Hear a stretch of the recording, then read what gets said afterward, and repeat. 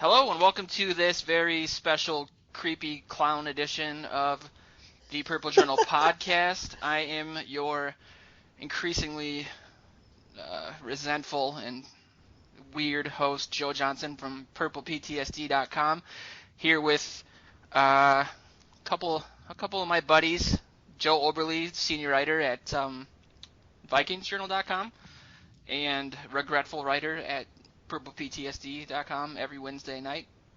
Wow, that's creepy. Yeah, I'm telling you. I feel like your mental condition deteriorates every week. Like you're just a little less stable. It's a combination of the team. The expectations are getting so high that I'm getting really nervous, and I feel that. My foot cast is beginning to smell like a pumpkin in January. So it's getting dark. It's getting dark over here.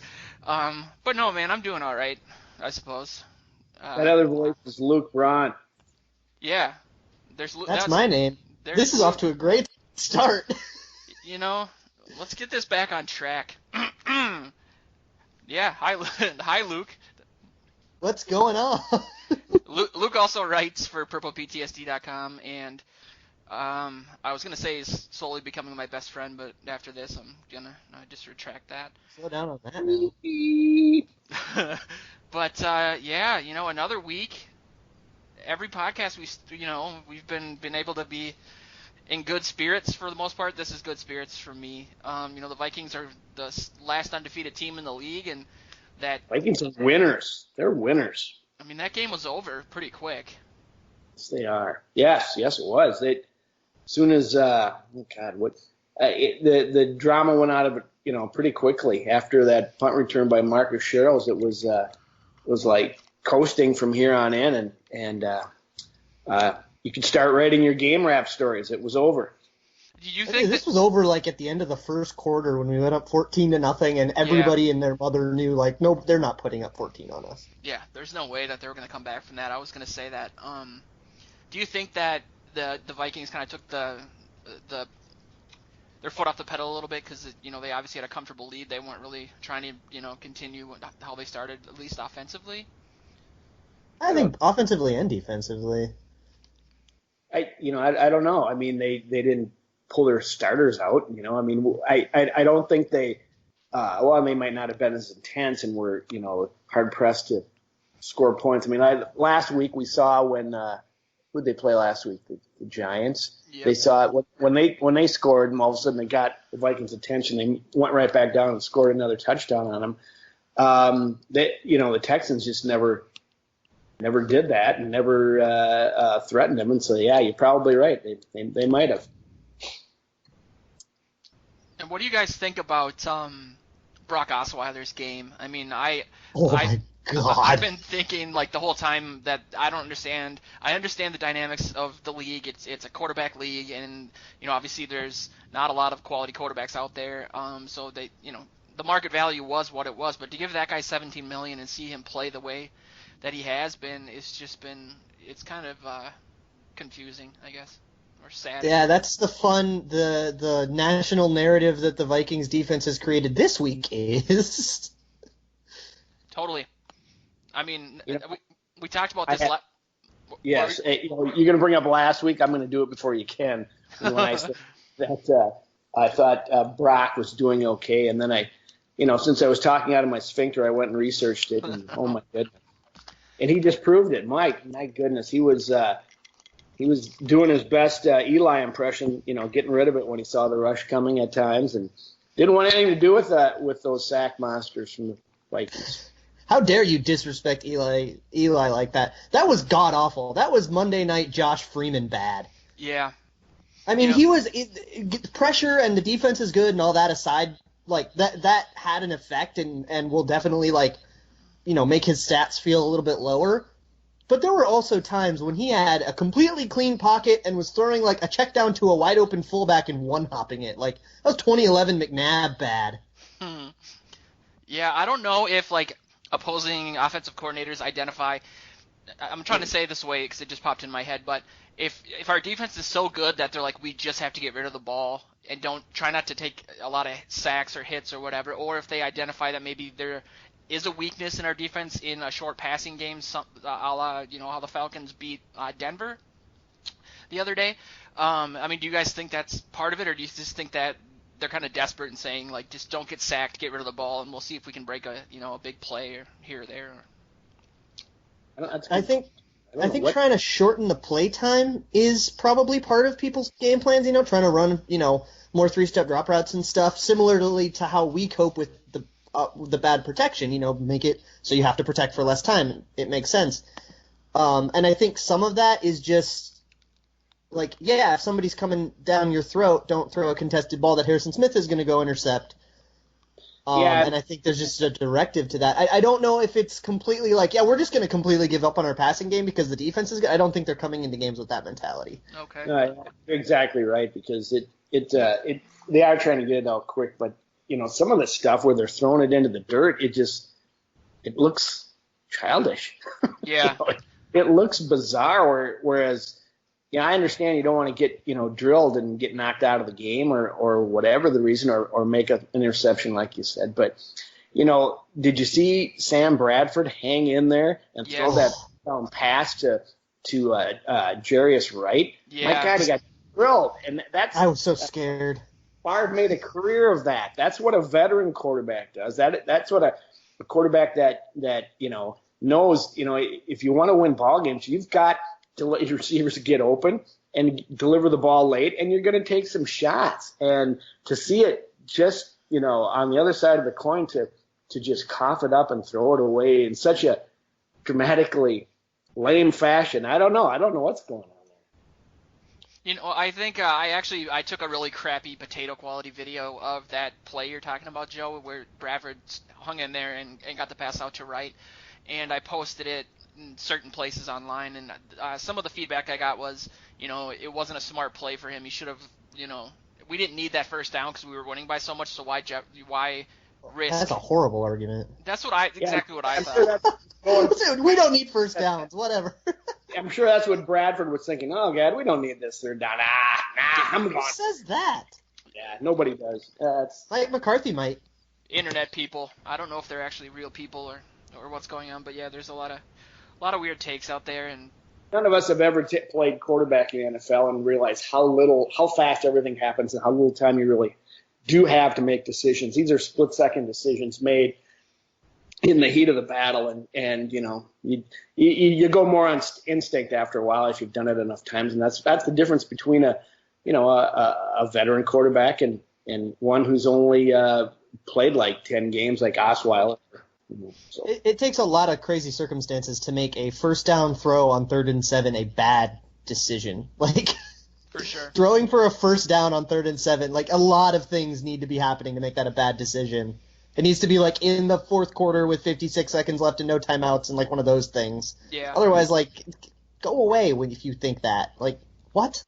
No, they didn't go. Zimmer didn't go into the locker room and say, "Bad dog, Bradford." He went to the offensive line and said, "Protect this guy or we're done." Yeah. Oh, God, get killed on a stunt, why don't you? Speaking of the offensive line, I think before we really delve into the game more, obviously the big story so far this week is the signing of Jake Long.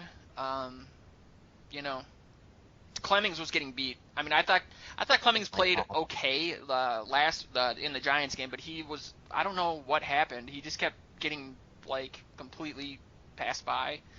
In the Giants game and in a lot of these games, he seemed okay because other people were sacking Sam Bradford first. Andre Smith was just like letting up pressure earlier, but TJ Clemmings was still doing that. He's been bad the whole time he's been playing. There's really no two ways about that. He also had a couple plays in this last game that he looked even worse than he was playing. Oh, maybe that is how I don't know. That's not the way to say it, but oh my God, there were a couple times that he, you could almost hear the whiff as the guy went, by him, and he just, it was terrible. It was tough to see. Yeah, I mean, I was listening to the Pro Football Focus recap, the podcast recap that they had, and I think they have TJ Clemmings as the worst tackle in the league right now, which is fair. And they were talking about his hands. He has really bad hands, right? He's a reasonably athletic guy, and that's why he was projected as like a second round pick before he had his foot thing. Yep. And he but he has just the worst hand placement. So you see it on a couple of those replays, especially that sack that was almost a safety. I think it was Whitney Merciless or maybe it was Clowney, just like wiping his hands away like they were nothing. Yeah. And then he just like completely whiffs or he lunges too early. It's a lot of technique stuff, and it's stuff that you kind of would hope with Tony Sparano, who's a very decorated offensive line coach, would be able to teach these guys how to use their hands better than, middle schoolers. I think that's true, and that's what I look forward to with Clemmings. I mean, you have to also put it in the context of his career so far. Thrown in to the fire last year on one side of the line, now he's thrown into the fire on the other side of the line, and you wonder how much time he's really had to watch and learn and work on these things. And I know he has. He goes to practice and all that, but to a certain degree, to be thrown in like that is going to stunt your growth and your development a little bit. So I'm going to. He was a defensive line convert too. Pardon me. He was a defensive line convert too. He only played tackle for like 3 years in college. Exactly. I'm going to give him the benefit of the doubt for a little while, but man, it's tough to see. 'Cause, I mean that's why he had this signing. It's not necessarily that Andre Smith went down. It's because that is happening on the other left side of the line as well. So what do you guys think about signing Long? Do you think Joe and I talked about this on the phone earlier today, that obviously the Vikings aren't going to announce anything until they have to, but do you think Clemmings is going to swing back over to the right tackle position, or do you think that Searles is playing well enough there to hang on to that spot, and maybe with Fusco usually being the weak link before all this craziness happened, we could maybe patch Clemmings in as a guard or something. I don't know. It seems like everything's up in the air right now just because of this insane amount of injuries. But yeah, I mean, what are your guys' thoughts on how Long affects the line just as a whole? I think he starts at left eventually. Maybe not right out of the gate, but listen to the interviews with him this week. He said that he played the right side a couple times in college, but predominantly left. And if he's got something left, oh my goodness, if he can be even a bit of what he used to be, he's going to be better than what we have right now, and it's going to be a godsend for this line. But after that, it's anybody's guess, right? Searles has been playing decently. I don't know if you can throw Clemmings back over there because he did all right there last year or didn't or whatever, but I think you see Long on the left side and you go from there. Yeah, I agree. Plus, I do think Searles has kind of earned somewhat of a keep over there at right tackle. I think he's played pretty well. Yeah. And Clemmings is bad. We know Clemmings is bad. We of course we gotta practice for a week to make sure that Long is in football shape. He hasn't played in a while, and those are all kind of things that will be pretty readily apparent. I don't think that's like we'll know, right? We'll know if he's going to be ready to start by the Philadelphia game. Mm-hmm. But yeah, I think we see him over there at left tackle right away. I just think even a discounted kind of aged Jake Long is better than the catastrophe that is currently TJ Clemmings. And you think?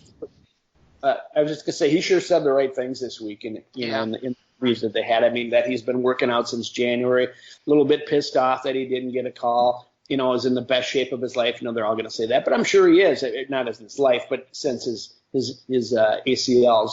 And so those are all good things to hear, that he's ready to go. He's got a lot of football left. He seems to be chomping at the bit at this opportunity with a team that's 5-0, and so it kind of excites you as a fan or an observer to say, God, if the Vikings strike gold here again a second time, there's something really going on with this team this season. I don't know.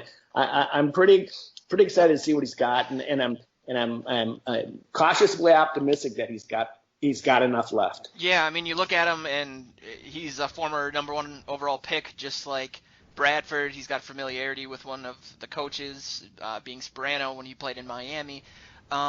He's got a chip on his shoulder, which is always a fun talker and something to look forward to. So, yeah, I think, he's in no reality, if he can stay healthy, that he won't immediately upgrade the left side of the line. I mean, if you have him and Boone, both of which are a hair under 6'8" on the left side with Berger at center, I just get really excited thinking about how that can translate to the running game and everything.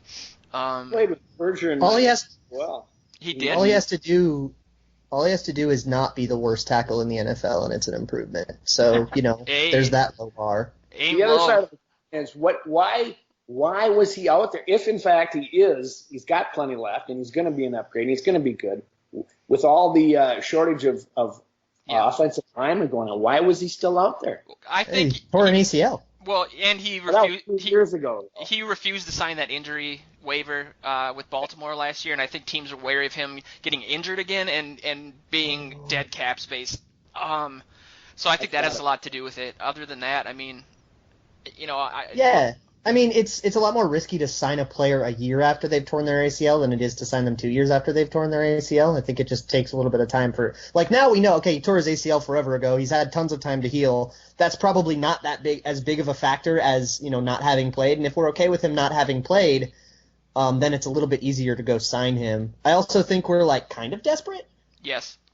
Well, yes, that's true. But, I just think if, well, yeah, we have to wait. I guess I can't answer that question until we see what he's got left. But, and the Vikings don't have any cap room, and so they had to squeeze him in there, and I'm sure they had to sign that waiver as well. So I think we have to release someone, don't we? We have to do something. I think we're over, and we haven't announced what that is yet. It's pretty apparent that I haven't been keeping up with a lot of things, hygiene, the team, but I didn't know. For whatever reason, it didn't occur to me that, I told Joe this earlier too, that I was kind of operating under the mid-July cap space. Like, I thought we had all this extra cap space. We'll talk about Adrian Peterson too, the talker, with, whether or not he's going to come back next year, reduce his contract or whatever. My argument was always, we have the cap space. So, if he comes back in the playoffs and does well, whatever. But yeah, I think we're officially all in this year. I mean, if we have one more injury, and not to take what Joe said earlier and just repeat it, but I'm going to. If we have one more injury, I mean, we're kind of screwed. Yeah, had to sign Hillman. They had to bring Bradford's salary on. They had, they have more guys on the IR than they do on the practice squad, which is a telling thing. It's. They obviously don't have any more room if, they're just going to roll with what they got. And, the unfortunate thing is there's so many of these guys that are injured that aren't coming back. Usually if they were hurt during the season, you wait a few weeks. About the only guy we can see getting back is Stephon Diggs, unless his groin bothers him the entire year. Yeah, I was amazed with Andre Smith. A triceps injury could knock him out for the whole year. I don't know if he's just got. To me, it just read like he's never been known as a highly motivated guy. I just don't think his play was there, and I don't think he really wanted to fight through anything. But yeah, like you said, just reiterate, more players on IR than on the practice squad. That's just crazy. And I thought I had a good idea for a talker. We'll see. But I thought that, theoretically, let's say that the long thing works out in some sort of way and improves the line, and the team continues at this rate. Do you think that this could be one of the biggest addition by subtraction teams you've heard of? Losing everyone that we've lost and bringing in people and still plugging along and doing well. I mean, I can't think of teams outside of when Bledsoe went down. Yeah, I meant to look this up, but I believe the Packers had 16 people on IR the year they won the Super Bowl with Aaron Rodgers. Oh, they were super banged up in 2010. Yeah. So that biggest one, and I mean that's a lot. They were just hammered, and that's depth. That's when everybody in Green Bay thought that Ted Thompson was a genius because they had all that depth. And ever since they don't win the Super Bowl, then he needs to be gotten rid of, and Mike McCarthy's got to go and trade Aaron Rodgers. I think the whole idea of addition by subtraction is super interesting, and this is going to be the craziest interesting case study of. There's going to be this offseason is going to be fascinating to talk about this Viking team and the idea of addition by subtraction.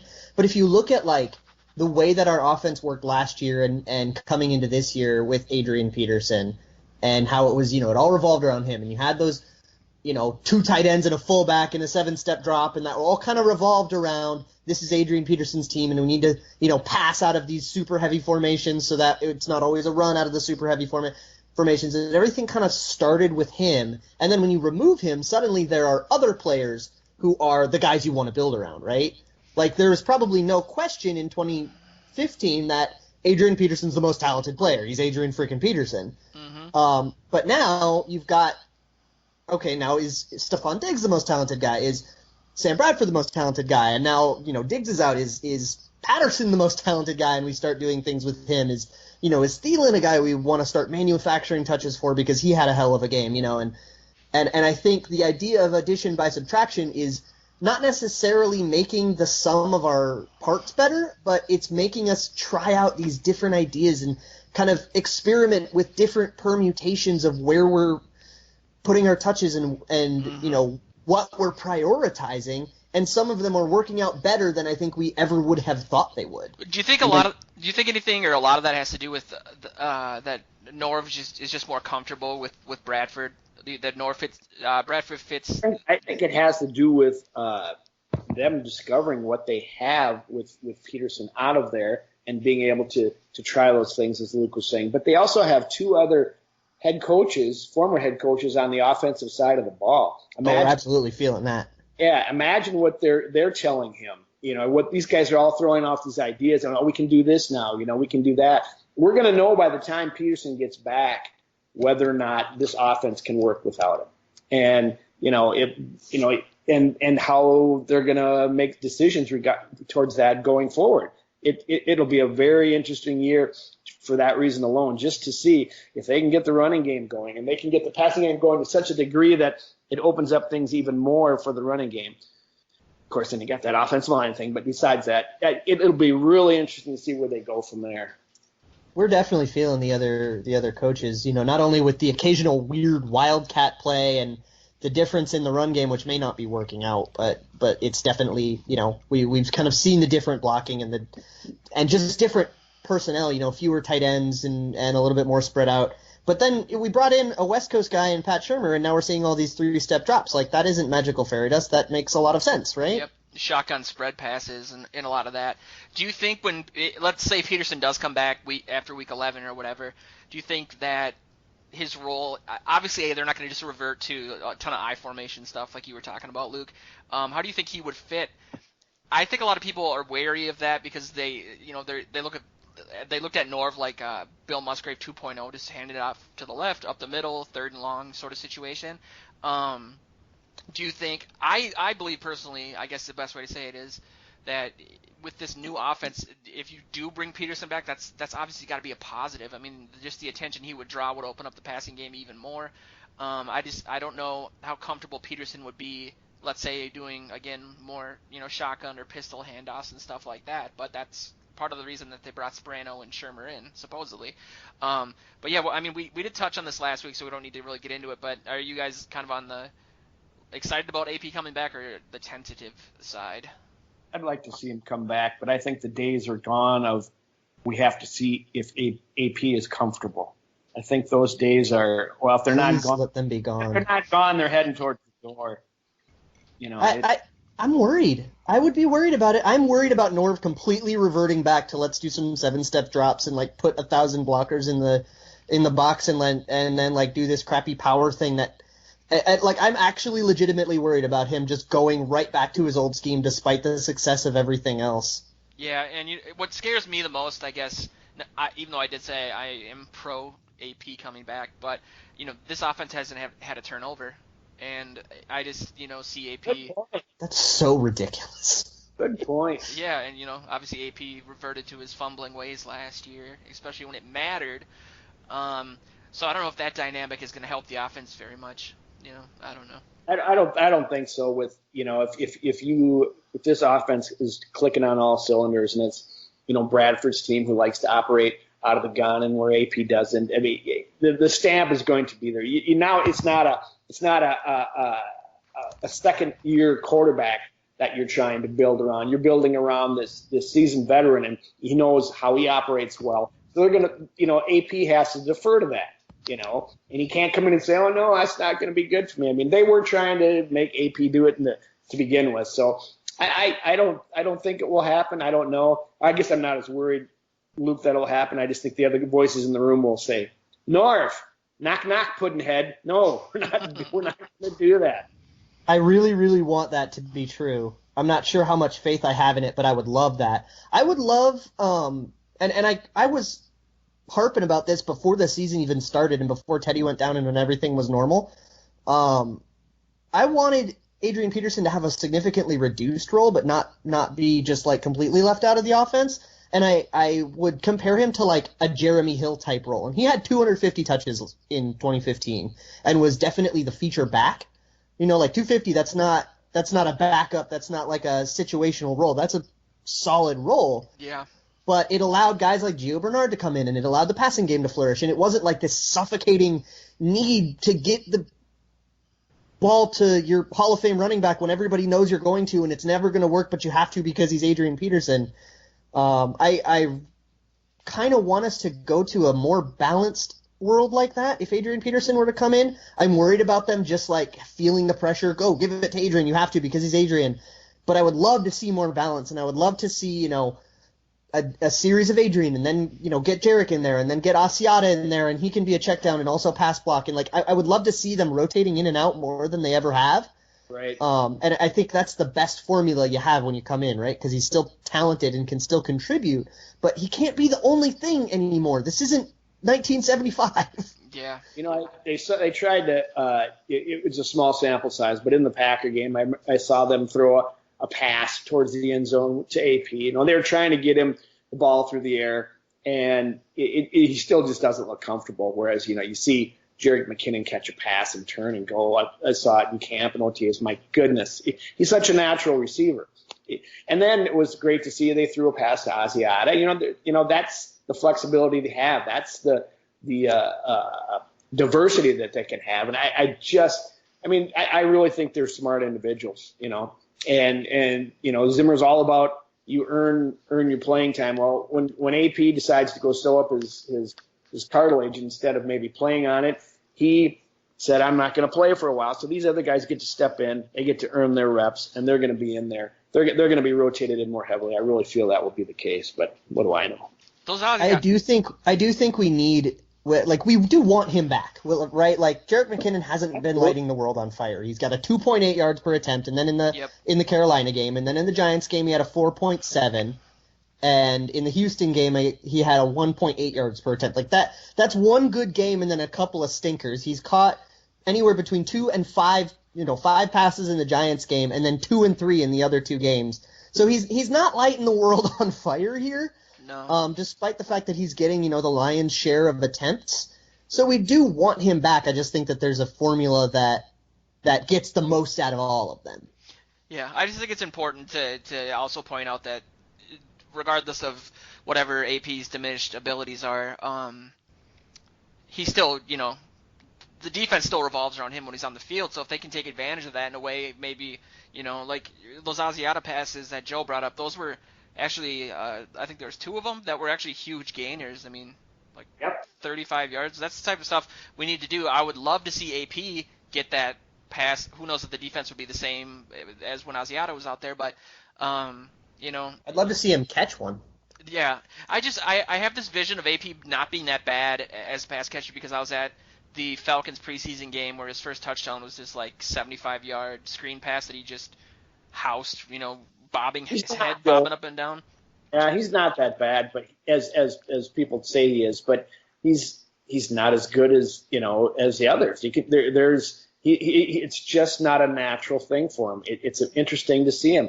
His movements aren't natural. He has to, you can almost see him thinking his way through it. He's real square when he turns. He doesn't feel comfortable. He doesn't adjust to the balls very well. That's what's bad about it. He'll catch them sometimes. Like he won't drop every single one of them or anything ridiculous like that. But when he does go to catch, he doesn't adjust to the ball in the way you want receivers to adjust to the ball. And then he loses all his momentum, and a linebacker can come right up to him, and he can't break that tackle because he has no momentum, and that's kind of where the problem lies. But I think if you balance out the snap count a little bit more than you have in the past, and you can. He can swing out for a pass or two, and you throw him a target or two, and if it doesn't turn out to be a big 25-yard gain or he drops one or whatever, it's like it's only 1 or 2 plays that you're using, but now that you've done it and they have to respect it and they have to put a linebacker in the flat, that's how you can kind of start to get ahead and start to, get the run game going the other way or use misdirection and so on and so forth. And if you have him on for fewer snaps, you don't have to throw to him for as many snaps, and you don't have to put yourself at that risk of him dropping it or, making a crappy adjustment and losing 2 yards. So I think that's just another place where balance can help us. just like a quarterback can feel a pocket closing and they can step up. I mean, a good receiver sees the ball coming, adjusts to it, but he's already got in his head before the ball's there the move he's going to make on the tackler that's coming toward him. He's got that periphery. He's got that sense or whatever. A natural receiver. AP just doesn't have that, and at this late in his career, he's not going to get it. But he's not the worst pass catcher ever. But just we'll see. Yeah, I mean it's just so odd to sit here during the bye week and say that even if AP comes back, this is essentially Bradford's team now. I mean, who would have thought that was even a possibility a few weeks ago? Still feels like a fever dream. I'm so confused. It is weird, man. Like I'm not used to like that Thielen touchdown to open the game. Like it just I saw the ball. I'm used to seeing whenever the camera has to pan to the left or right for a deep throw that I'm just like it's gonna hit the turf. I might as well just get up and go have a cigarette. So it's just I'm in awe of the way that Bradford's played this far, and it kind of scares me, to be honest. I felt guilty about writing that story I sent over to you, Joe, because of talking about Bradford, and it even in my mind, it's becoming Teddy's getting left in the dust here. It was his team. Zimmer said I planned on Teddy being the only quarterback he ever had, throughout his coaching career, and Bradford is just eclipsing him right now, and Bradford's eclipsing everyone. Except maybe Matt Ryan. Yeah, he's doing well. I mean, I still don't think he has had to do as much as he may need to, but he just seems a little more each game. He just looks more confident, more comfortable, and it's amazing the throws he's making, and that we just haven't been used to seeing. And we see him, our jaw drops. It's like, wow. Yeah, the prevailing theory with Bradford was he was going to come in kind of like when we got Favre in 2009. We played the Browns the first week. Favre had like 120 yards, but the defense was good. He kept dumping it off to Percy Harvin, and like he's going to get it. And then Favre kind of came alive at the end of the 49ers game. And people were thinking with Bradford, if we can just get to the bye with a 3-2 record, then maybe things will pan out like they did last year after the bye. But he's on track he's in the MVP conversation, which is something that people seem to really get angry about whenever I bring it up. But I mean, his numbers speak for themselves. His QBR, that made up stat that ESPN made last week, was only second to Tom Brady. I mean, 95 out of 100 when it's all weighted with a curve is nuts to me.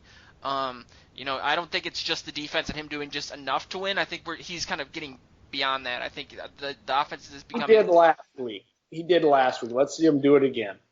I thought he did in the Giants game too. And he had a couple throws in the Packers game that were like, okay.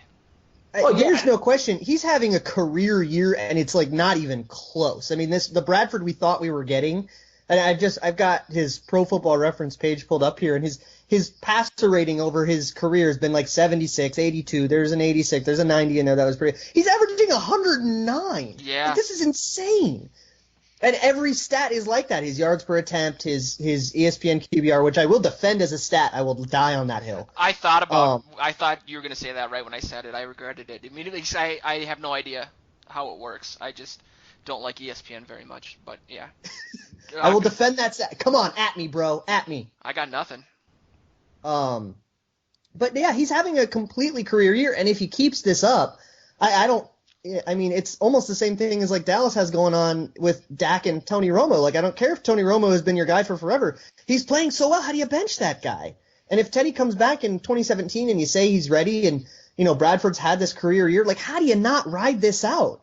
I still feel the same way about Teddy as I did all of offseason, but like, Sam Bradford's playing as one of the top 5 quarterbacks in the league, and Teddy wasn't that. He's 28 years old. He's at his physical peak. He is just feeling. He's coming off the second half of the season last year where he played very well, and now he's expanding us. The more he gets comfortable, it could be pretty exciting what he's going to do in the offense. I still want to see it over time. I'm not ready to say MVP yet. I can't say it yet because it's the guy is probably Stuff happens. Who knows that better than the Vikings? Well, it's probably a hot take to say MVP right now. It's probably a pretty spicy take. But if he does this for 4 more weeks and he's still averaging like 110 passer rating and 8 yards per attempt and just this ridiculousness, then of course he's got to be in the conversation, right? He's just got to do it for a little longer. I'll say Aaron Rodgers too. If he's doing it for 4 more weeks and he's still 109, I'm with you. I'm all in. And so is Dog. Yeah, she's does not agree, but it seems what's going on with the Vikings just seems so sustainable. Like there's no weakness. It doesn't seem like there's been any fluky wins. The prevailing theory last year was that we hadn't beat anybody after the bye. That every team we beat had a losing record. That's kind of the case right now, considering what's going on with Carolina and everything, and New York. But I just don't see how this is going to get, outside of injury, how it's going to regress. I mean, it can fall back to earth a little bit. 109 is nuts. But, I mean, it just seems to be functioning at such a level that, it just seems sustainable. And that's why we've been kind of going with the next guy up. It just keeps working. I just don't have the typical dread that I do when I wake up. Was that a sneaky segue into the piece that I wrote this week? Because that's exactly what I wrote about. Yeah, you know it. I'm working on my segue game. That was phenomenal. Yeah. Hey. No, so I wrote about this exactly, is this sustainable? And I wrote about it before the Houston game, so all the stats from that article are outdated now. But the big one that is kind of the quote-unquote unsustainable thing is still true. We haven't turned the ball over. Eventually that's going to start happening, right? You don't just go a whole season without turning the ball over. And I just kind of did a hypothetical of, like, what would Sam Bradford's stats look like if you just, like, threw an interception in there per game, which might be more than we'll see, but I'd just throw an interception in there per game and a couple more sacks, and his passer rating drops to like 17th or 18th in the league, and his yards per attempt and adjusted net yards per attempt drop a little bit lower than that. Yeah. And overall, he would look like about the 20 or 21st quarterback in the league. Like Marcus Mariota is about the stats that he would be putting up right now. If you're saying if he had, like, at this point, if you added a bunch of bad crap to him, he's average. Like, yeah. No, you can say that about anybody, though. Right. But I was just kind of saying, okay, so what does that look like? Because if you add a bunch of bad crap to, like, Eli Manning, they're like 0-16, right? Yeah. So if Sam Bradford plays at an average or slightly below average level, and the defense, not much of what the defense is doing really looks like it's going to come back down to earth. I mean, they're just stopping people. Like, take the turnovers away, and we're still just stopping people because we're top 5 or top 10 in yards per play, points per drive, all of these kind of very, like, rate-based statistics that tend to be a little bit more predictive than totals. And we're, like, top 5, top 10 in all of them. So if the defense continues to play well and the offense, Sam Bradford plays average, and the running game is probably still going to suck because the running game is just ass, and that's fine. We're still probably going to be favored in, like, what are there, 11 games left? We're going to be favored in, like, 9 of 11 games, and, if you can win 7 of those and, maybe sneak another one out, like, even in a bad offense and this defense, we're still going 11-5. So even the regression and the crash down to earth, our schedule's just too easy at this point. We're too far into the year. We're 5-0, man. We got a 2-game lead in the division. I was thinking, based on that, what you just said, I mean, look at the NFC doesn't have a lot of, there's just a lot of parity. I mean, the Cardinals suck, the Panthers suck, the Atlanta's good, but I don't see a lot of teams really challenging us in the NFC for even, it's the bye week, it's week 6, I get it, but going out to, like, home field advantage, I mean, who's really even our competition in the NFC? Gotta be Philly, Atlanta, I guess the Seahawks. Atlanta doesn't have a defense, however, and they played a not very good quarterback last week, and they might have got beat in that game. So, I watched that game. Paxton Lynch looked awful. They started what, like 5-6-0. They went Mike Tice on it last year, and then they ended up missing the playoffs. That was a full-on Mike Tice. That was terrible. Oh, I want if you guys want a dissenting view with your sustainability, devil's advocate. Yes, gotta be. You throw a lot of numbers out there, and they certainly, make your case, and there's a lot to be said that's true about it. But boy, I've just been a Vikings fan too long. I've seen too many seasons that have had so much promise dashed for one reason or another, and injuries are the biggest thing, and the other teams adjust. They watch a team throughout, 16 or 10 games, 10 weeks, and they figure out how to do some things different. Things change, and I think what we're seeing right now with the Vikings is who they're going to be. They're going to be a great defense if they stay healthy. They're going to be a quarterback who's only getting more comfortable and better in the system that he's in, who's got some receivers that can get open and catch the ball, and with just a more running game that just is it might get better, it might not, but stuff happens in this league, and something will happen in the playoffs. Well, yeah. Sam Bradford will blow out his ACL in the divisional round against the Falcons, and we'll lose, and that'll be that. Nice. The other thing is turnovers. that is such a huge deal. I mean, start quoting Bud Grant. I mean, that's always determines who wins and loses games. It is going to change. They're going to have some, but I don't know that they're going to. The way you termed it, Luke, said they're going to start happening. I don't think there's going to be a lot. We don't have Peterson in there to fumble. There's going to have less fumbling. There's going to be Bradford. It maybe won a game, might even be a little high.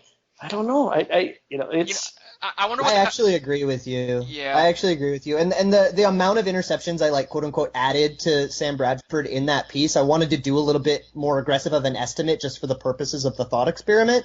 But I don't think we're going to start seeing an interception per game the way he's playing. I mean, eventually some will happen.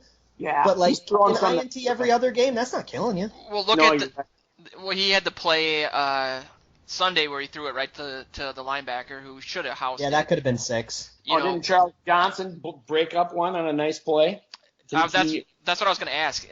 Over the course of these 4 games, how many interceptions have we seen that just didn't happen by luck? I don't think there was a ton. Yeah. There was a couple for sure. Because I've noticed them a couple times. I remember saying, "Boy, that could have been picked, or that should have been picked." So yeah. Sometimes there are a few, and we've been getting kind of lucky. And eventually, the defense will start, dragging those ones down. It should be really interesting though to see how the offense progresses. And I'm not big on their so much on all their wildcat and stuff. Maybe it works, maybe it doesn't. I haven't really sat down and looked at it. I just want to see McKinnon throw a pass. I mean, I want that so bad. I want McKinnon to Cordero Patterson on a slant. Please give me that. It's got. You wonder how much they're throwing out there against teams that maybe they feel like they can beat, just to give the other teams out ahead of them something to think about. Say this might come or this might happen or this, because it's so silly to me to have Sam Bradford go stand by the sidelines. What the hell? What does that mean? What does it do? It works sometimes. I hate the Wildcat personally. You beat Belichick once with it, and it's still around, and it never works. But it's actually it's worked for us. I think we've gained. It's worked sometimes. Sometimes it falls flat, but sometimes you're setting up for another thing, and then you can fake it to Cordero Patterson, and then Jerick McKinnon runs for 9. That happened last week. I think that when they put Bradford on the sideline, I think the prevailing theory that I heard anyway, since I have no original thought, was that. They were just giving him a breather because he got clocked the play before. Right. I understand. Which makes sense. I hadn't heard that. That's good. I like that. Yes, that's what the coach said. I don't know if he was tongue in cheek or not, but it's kind of what they did. He went over and stood on the sidelines. I ran that in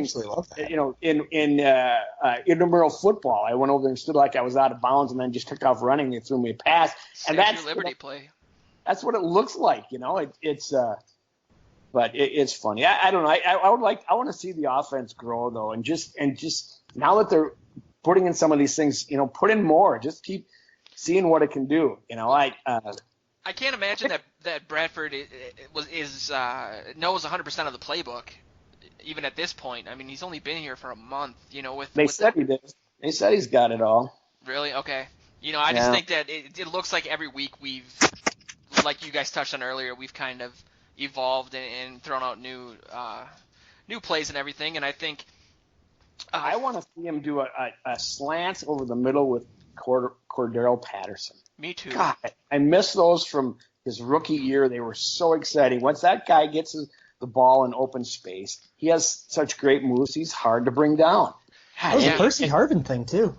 Exactly. And what they do instead are these long developing end around things or reverses, and everybody and Gadgets. their brother knows what's going on. It's like, no, give him a pattern, get him in space, and get him the ball. And I think you're going to see that sooner or later, because I think that could be lethal. You Getting know, him out We've there. seen some bubble screens work okay, and Yes, and he's yes, been yeah. doing more traditional wide receiver stuff. his Cordero touchdown. Patterson's like alive, man. Yes, I he feel good. is. I feel good for him. You know, he's gone through a lot. I love it. Speaking of the slant play to him, there was the play I think against the Giants where he drew the pass interference in the end zone. Um, Yeah, that was a slant or like a little in or something, and he yeah, had the guy beat. totally. And you know, his touchdown was more of a fade. You know, he's got ups and he can do That that. was an excellent catch by him. God, that was so good. Oh, man, that just shows you what kind of athlete he is.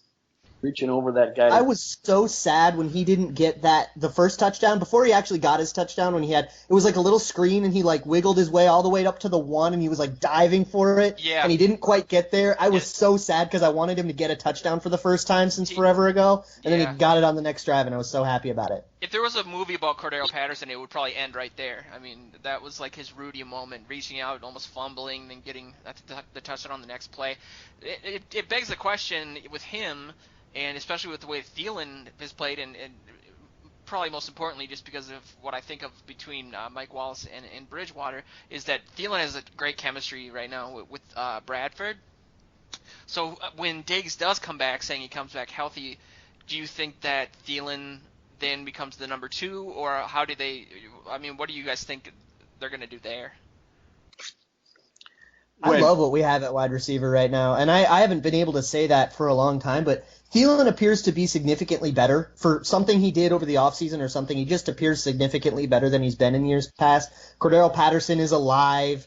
Obviously we have Diggs. That's 3 people that you can kind of work around. All 3 of them can line up in the slot, and all 3 of them can line up outside, so you can mix it up. You can dictate matchups. You can get Cordero Patterson against, short slot corners if you want. You can bring Thielen to the outside and have him, because you could have all 3 of them go to the outside and run long because they're fast.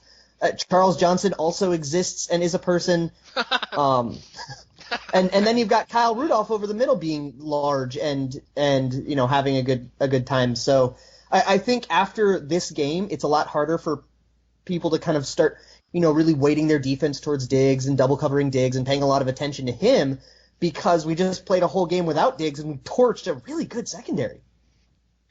The story I just sent you, Joe, I talked about this, and I think, you heard people saying, we should trade, the Vikings should trade Jarius Wright for Joe Thomas. It's going, oh my goodness, are you kidding me? How does that work? They never do that.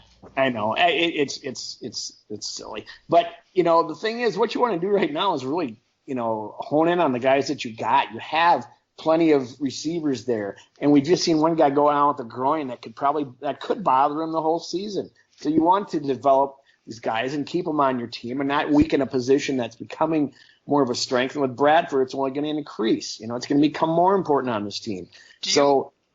I think Adam Thielen. The only reason I think what he did this year, Luke, is gotten the opportunity to show what he's got, because in the I could past, definitely believe that. He's made plays whenever he's called upon, and he just hasn't had the opportunity. And I don't know, now he got it. Now they're going to have to look at him and say, okay, get him out there, and he's a threat. Get him outside, opposite of Diggs when he's back, and he got something there. Here's the thing that popped in my head, and tell me if you guys think this is wrong, but I'm trying to explain it here. Do you think that the Bradford effect, going into the draft this year, everyone said the Vikings need a wide receiver. We took a wide receiver in the first round. I had 8 snaps this past week, even with injuries at the position. Do you think that with Teddy as the quarterback and him not really obviously playing at the level of Bradford, that Bradford has come in and elevated the receivers that we have to the point that we're kind of like we didn't even need to draft Treadwell? Or do you think that it's a natural development plus Bradford? I guess my question is angling towards, why is Treadwell on the team? I know people like to say, well, it's great to have depth, and as rookies you have to earn their spot. But when you take a receiver in the first round, he's supposed to be a playmaker, and he shouldn't be at fifth on the. He shouldn't be behind Jarius Wright, who was in street close last week. I just wonder how much Bradford has made these receivers better, and then obviously talk about Treadwell a little bit. This is kind of the talk of Twitter today. You go ahead, Joe. I was going to say I think he totally has. I mean, that's kind of what I talked about in my story. The biggest change to these receivers has been the quarterback who hits them in stride and hits them in the hands, and who was not learning on the job, which Bridgewater has been the past few years. I still give Bridgewater the benefit of the doubt that he was going to make a leap this year, and maybe not to this level, but he was going to get better and help out the receiving core. But they almost feels like now that they were boxed into having to draft a receiver because the position struggled. You're 31st in the league last year in yardage, and you have to do something. You're going with Teddy, so that means get new receivers in here. And there was a run on receivers right before we picked. There were. And they had others that I think they would have liked. What I've heard behind the scenes is that they would have liked somebody else. But I think it was Josh Doxson was their guy. Yeah. And I Treadwell's going to get his chance. He's going to have to earn it, and just like Diggs had to last year. He's got to, when he's ready, you're not going to put Treadwell into a Ferrari. Now the offense isn't a Ferrari, but the team is. This is you want the guy that's not going to blow it for you. He'll get his chance, and it might even happen after the bye. They're starting to get him more and more each week, and he's probably maybe learning that he has to earn it at practice to get out in the field. Well, people like Patterson, rejuvenating his own game is not giving him a chance. People like Thielen, who's just worked his tail off the entire time, is not allowing him any room. And you got Diggs, who's looked great. So I don't know. Chicken or the egg, as someone said to me earlier this week. But I think Bradford definitely has had a huge influence on these guys. And I do want to apologize for saying that was an original thought I was trying to unpack. I obviously read your article and stole it. And I don't know why I did. I'm just so lonely. Jesus Christ. But no, I don't know. I worry about Treadwell. I'll be honest. Anyone that follows the site, we did a live chat for the draft, and the first thing I said was anyone but Treadwell. And as it developed, I was in a complete panic. I think I basically lost all the small amount of readers we had at the time with my tantrum. The thing with the Diggs comparison is Diggs was a 5th round pick, and he came in after week 3. Treadwell gets 8 snaps with injury with his depth being shifted up, obviously because Diggs wasn't playing.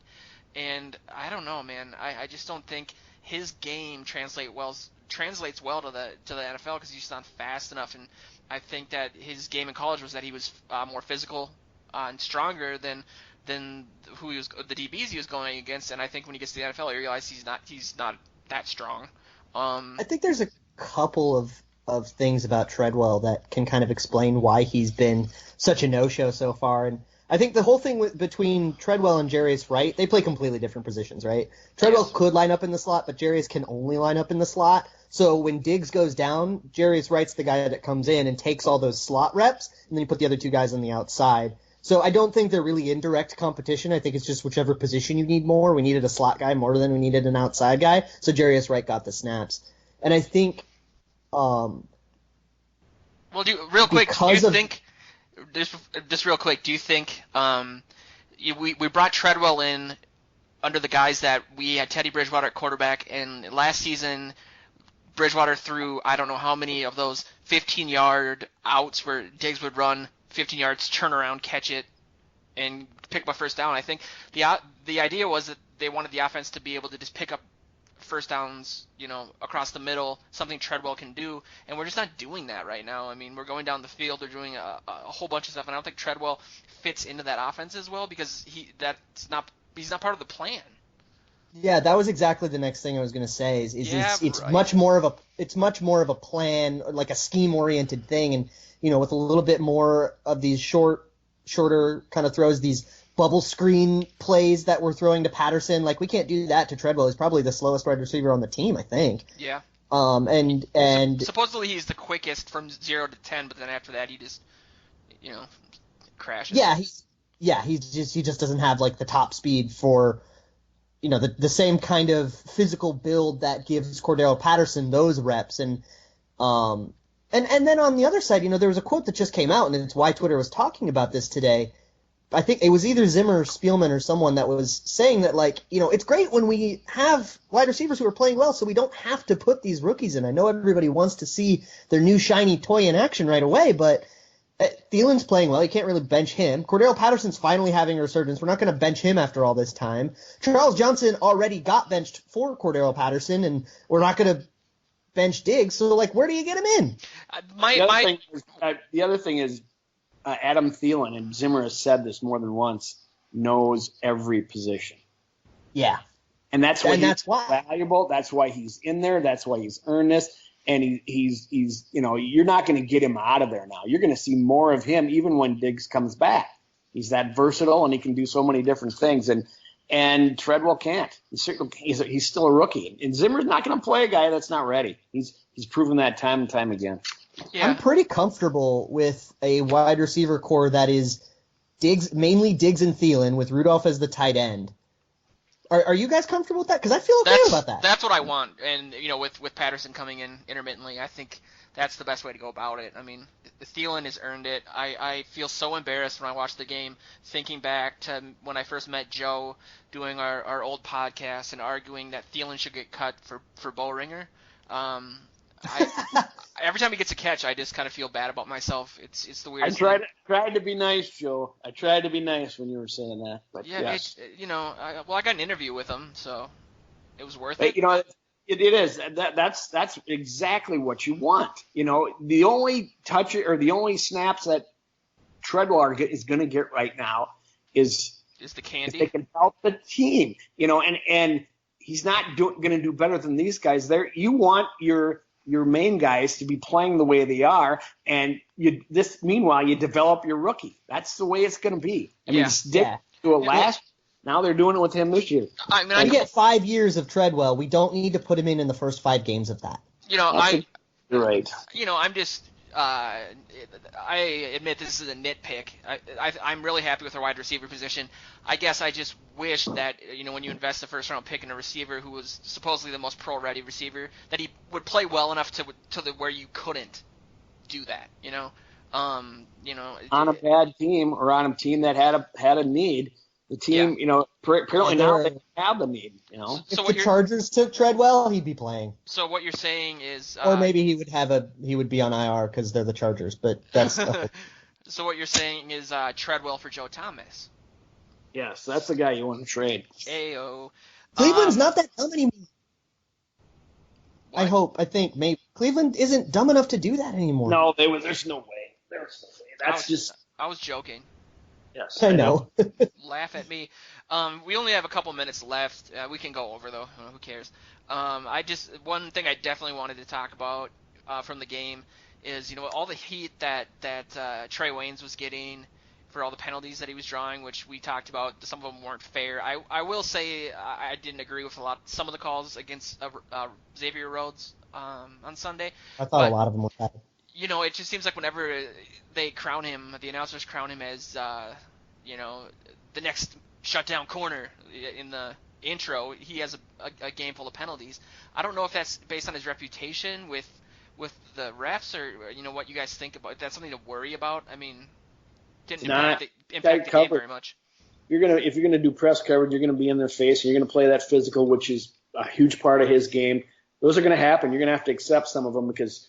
And you're going to have to accept some bad ones, which I agree with you both, that not all of those were legit.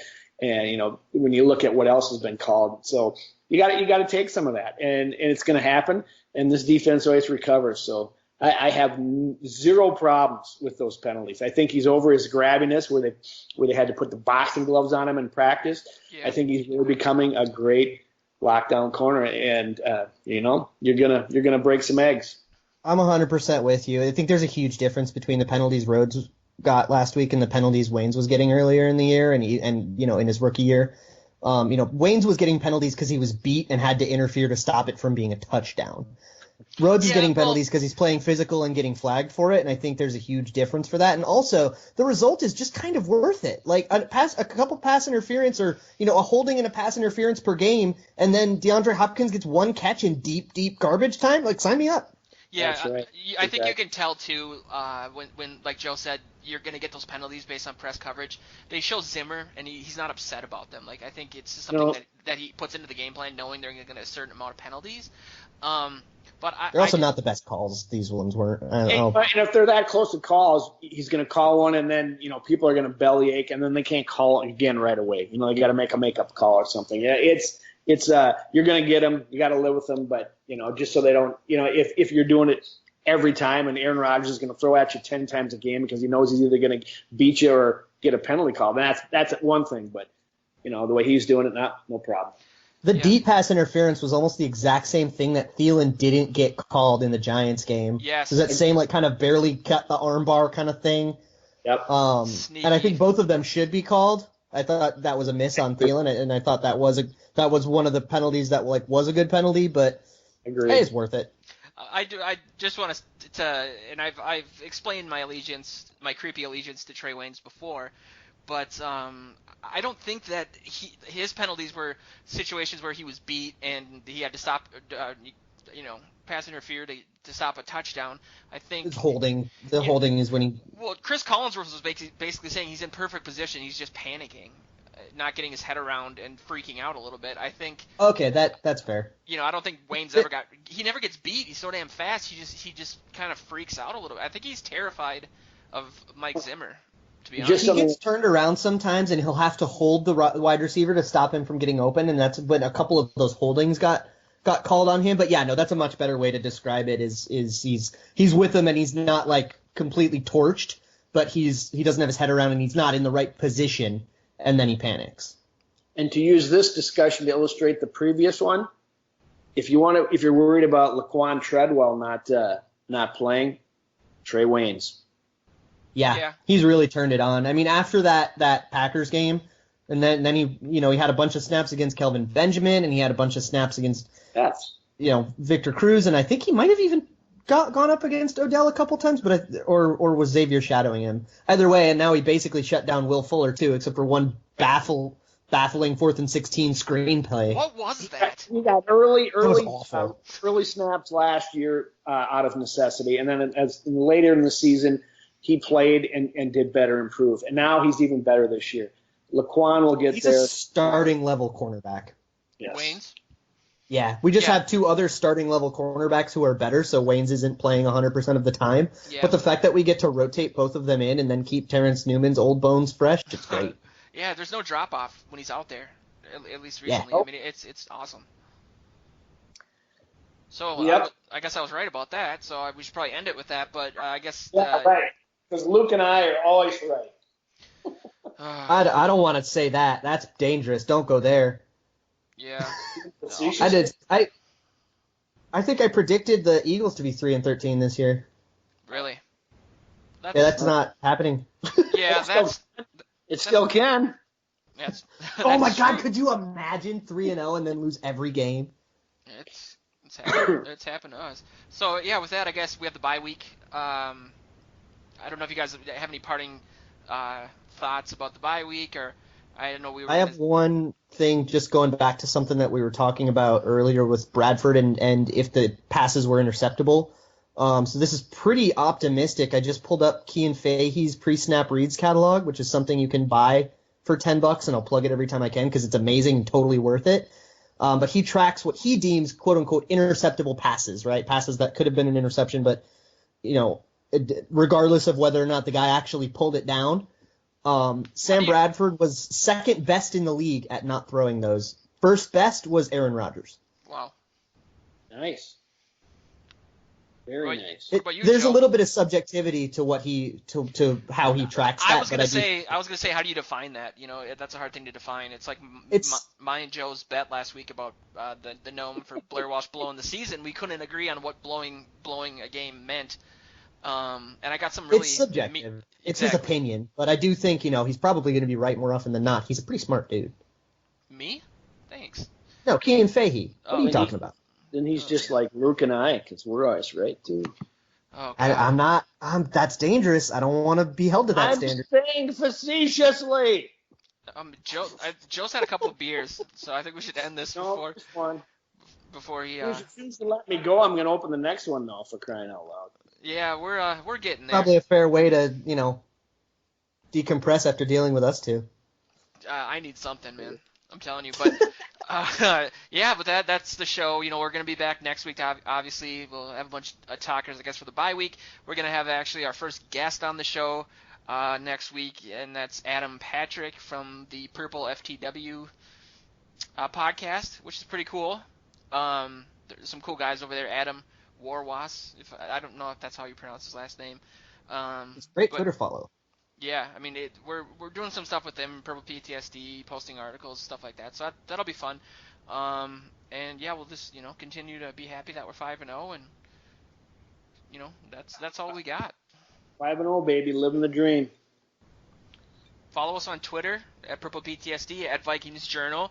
Last thing I'll say is Purple PTSD just started a really, really dead message board, and so we need it. We need people in there that aren't me. So Party like it's 1999. totally, man. It's great technology if you're used to dial-up internet. So check it out. It's everywhere on the site, on Facebook, and check in with us next Wednesday night around 10 o'clock when this thing gets posted.